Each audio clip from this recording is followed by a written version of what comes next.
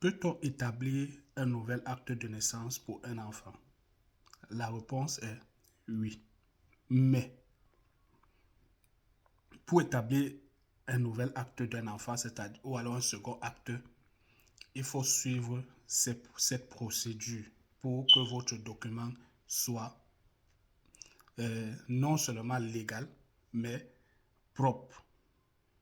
N'écoutez pas les conseils des oncles, des grands frères, des gens qui vont vous dire non, j'ai un ami à la mairie, viens, on peut faire l'acte. Non, n'allez pas au tribunal, n'allez pas au commissariat, n'allez pas à la mairie directement pour établir un second acte de l'enfant. Je sais, je ne vais pas entrer dans les motifs qui peuvent conduire à ce que quelqu'un soit amené à vouloir établir un acte de naissance, un nouvel acte de l'enfant alors qu'il en avait déjà un. La première des choses que je vais vous dire, c'est si un des parents a perdu ou bien ne veut pas vous remettre l'acte, que vous avez besoin de cet acte, allez d'abord à la mairie où le premier acte avait été établi.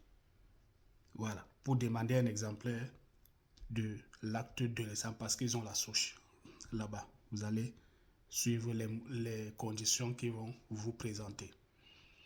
Maintenant, je sais que beaucoup font soit un nouvel acte ou un second acte parce que soit la colère, ils veulent enlever quelque chose dans l'acte de naissance. Je redis encore, je répète, n'allez surtout pas au commissariat directement ni à la mairie pour modifier. Quand je dis la mairie, c'est une autre mairie. Parce que la mairie où vous avez fait le premier acte, si vous y allez, et ils vont ressortir la souche de l'acte de l'enfant là. Voilà. Même si je réponds directement, c'est qu'il y a d'autres qui vont venir dire que si la mairie avait brûlé et tout. Même si la mairie avait brûlé, voilà ce qu'il faut faire. La seule et l'unique chose que vous avez à faire, c'est d'aller au tribunal.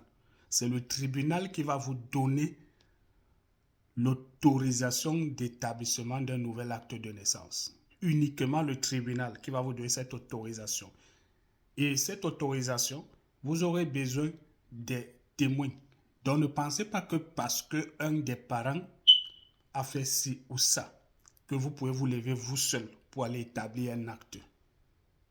Maintenant, si vous partez mentir au tribunal, que le parent en question, voilà un nouveau parent, vous présentez un autre parent, sachez que vous êtes passible d'une peine d'emprisonnement, je ne sais plus trop, c'est entre 2 ans à 5 ans.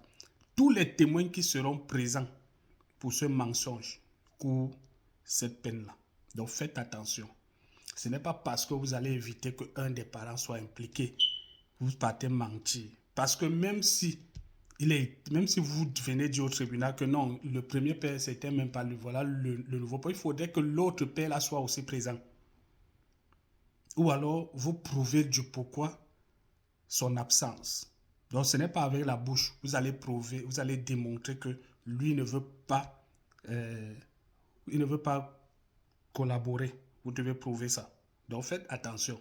Parce qu'on sait, on se connaît dans ce genre de situation. Beaucoup de gens mentent parce qu'ils veulent qu'un mensonge passe. Et sachez que si même à l'avenir, ce parent qu'on a écarté veut faire un dossier avec son enfant ou pour son enfant et qu'il utilise cet acte-là et que ça soit introduit dans un circuit et on constate que l'identité de cet enfant, il y en a deux.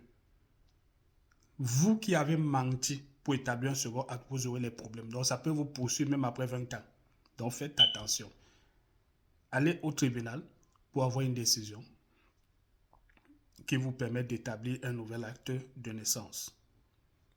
Et dans tous les documents que vous allez produire, vous allez toujours soumettre, quand vous allez soumettre cet acte, vous devez toujours joindre cet acte avec la grosse. La grosse, c'est la décision du tribunal qui a autorisé à ce qu'on établisse ce nouvel acte. C'est ce que je voulais partager avec vous aujourd'hui comme expérience.